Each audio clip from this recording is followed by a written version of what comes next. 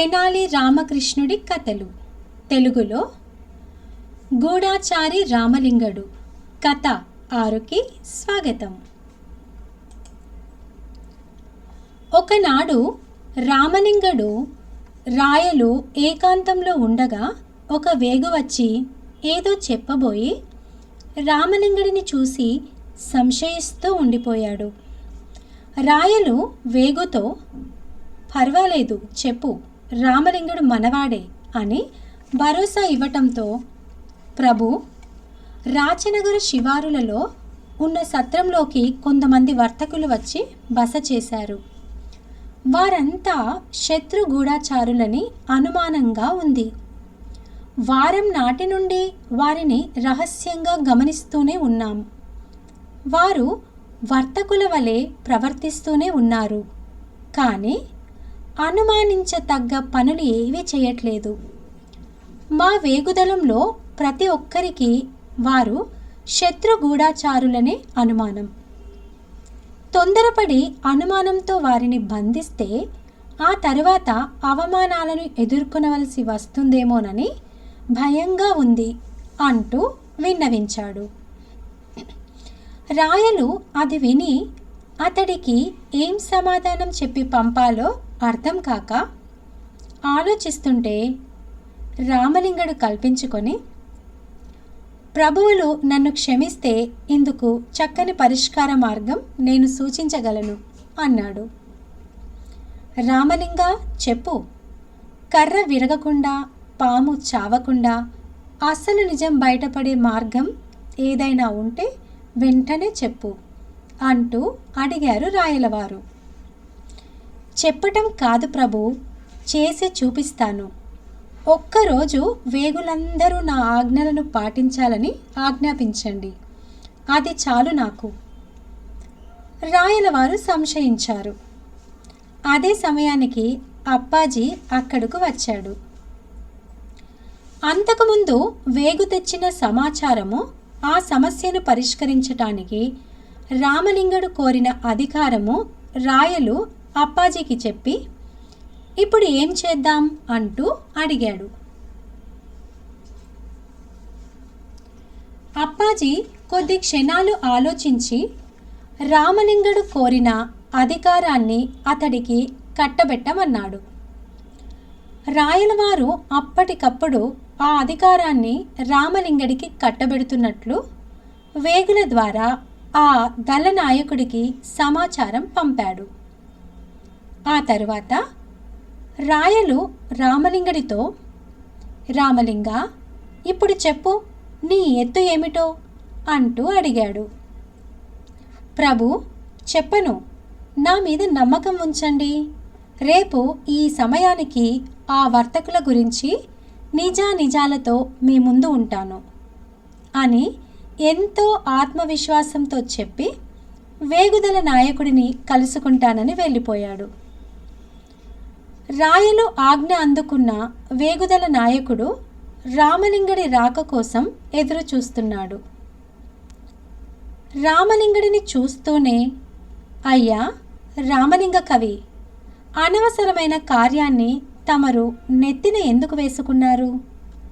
ఇందులో ఏమాత్రం తేడా వచ్చినా విజయనగర పరువు మొత్తం గంగపాలు అవుతుంది. అప్పుడు దేవరవారు మిమ్మల్ని చచ్చినా క్షమించరు. నా మాట వినండి, తమరి మంచి కోసమే చెబుతున్నాను అంటూ రామలింగడికి నచ్చజెప్పి అతడి ప్రయత్నాన్ని విరమించుకునేలా చేయాలని ప్రయత్నించాడు. వింటేనా రామలింగడు? అనుకున్నది సాధించే వరకు అతడి పట్టు బల్లుక పట్టే కదా మరి. అయ్యా, నాపై తమరి అభిమానానికి ధన్యుడిని. కానీ నేను ఏ పనినైనా చేయగలను అనుకున్నాకే నెత్తికి ఎత్తుకుంటాను. కనుక నా గురించి ఏమీ ఆలోచించకండి, ముందు నేను చెప్పినట్లు చెయ్యండి అంటూ వేగులకు ఈ విధంగా చెప్పాడు.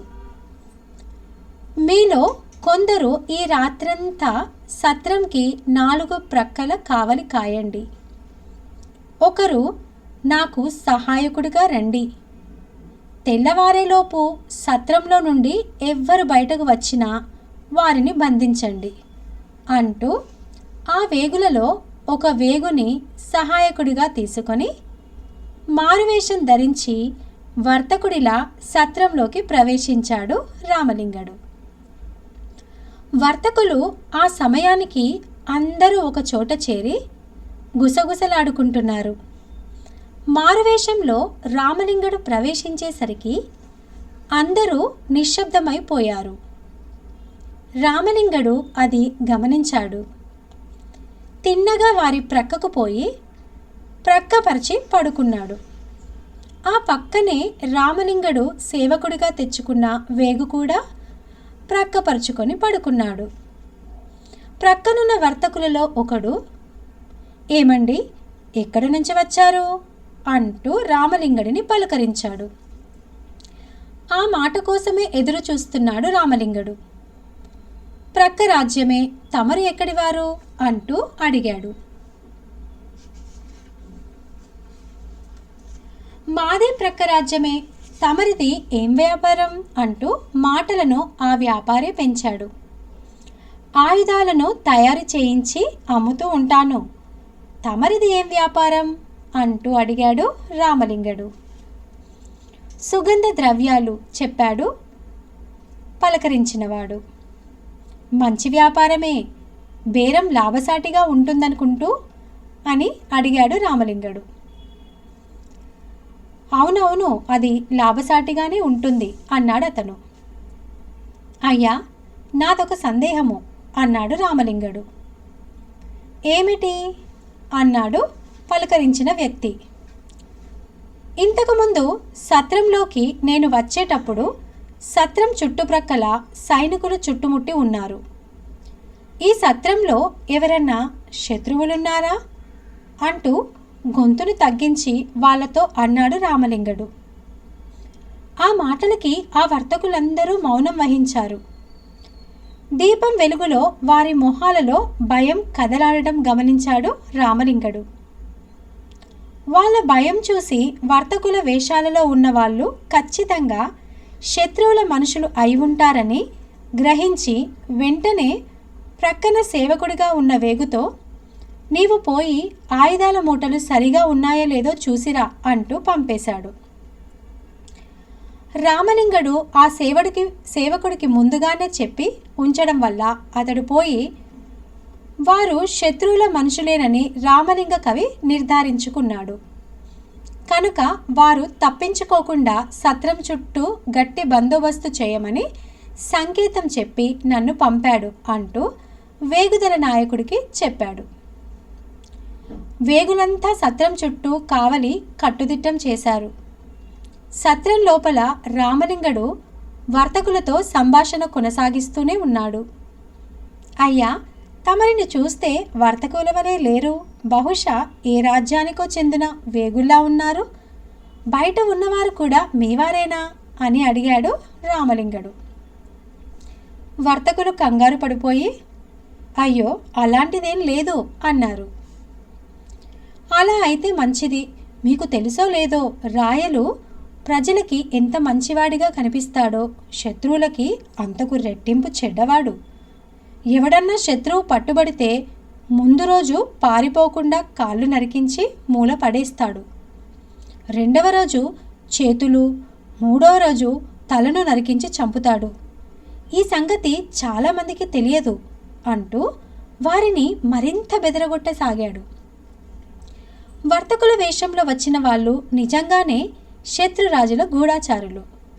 వర్తకం చేస్తూ నగర అనుపాలు తెలుసుకోవడానికి వచ్చారు.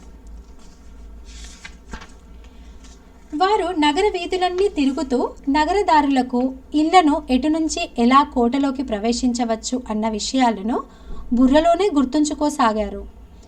రామలింగడి మాటలతో వాళ్ళలో ఉన్న ధైర్యం కాస్త జారిపోయింది. ఒక్కొక్కరికి కాళ్ళు చేతులు వనకసాగాయి. బయటకు పారిపోదామంటే సత్రం చుట్టూ రాజభటులున్నారని అంతకుముందే వర్తకుడి వేషం వేసిన రామలింగడు చెప్పాడు. పట్టుబడితే రాయలు ముందు కాళ్ళు చేతులు నరికించి ఆ తరువాత తీరిగ్గా తల నరికించి చంపుతాడని చెప్తున్నాడు. ముందు చూస్తే నుయ్యి, వెనక చూస్తే గొయ్యి అన్నట్లుగా ఉంది వారి పరిస్థితి. రామలింగడు వారి సంకట స్థితి అర్థం చేసుకున్నాడు.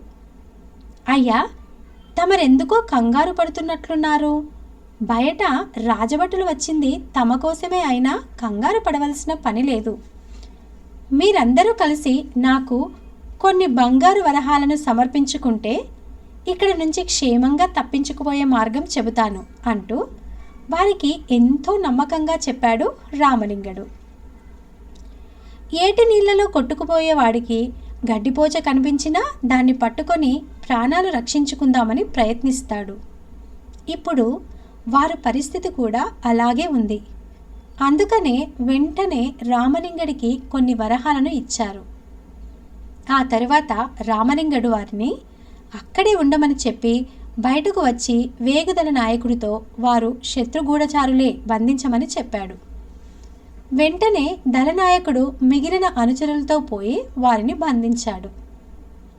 విచారణలో వారు శత్రువర్గం వారిని తేలటంతో రాయలు వారికి మరణశిక్ష విధించి రామలింగడిని అభినందిస్తూ, రామలింగ, ఈ కార్యాన్ని ఎలా సాధించావు అని అడిగారు. ఇందులో గొప్ప ఏం లేదు ప్రభు, మాటలు కలిపాను, వారిని నమ్మించాను, అసలు నిజం తెలుసుకున్నాను అంతే అంటూ తేలిగ్గా నవ్వేశాడు రామలింగడు.